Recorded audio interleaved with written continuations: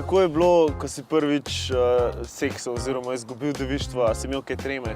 No, najprej, da ne pomnim, da se je to zgodilo včeraj. Ne, skoraj včeraj. Ker s tem bo začela. A ti si še devica?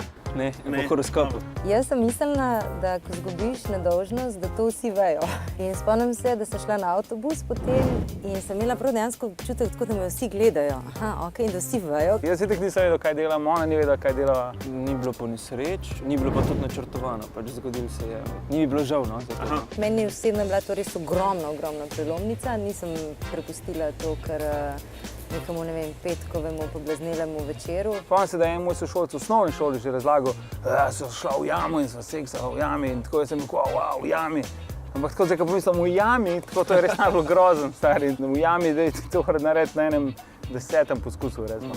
Je bilo ful že nekega primerjanja, on je že izgubil nedolžnost, jaz še nisem. Pol, ko si malo starejši, vidiš, da v bistvu sploh ni pomembno, ali si bil star 16, 17, 18. A je to vplivalo na tvoj pogled na svet? Ja.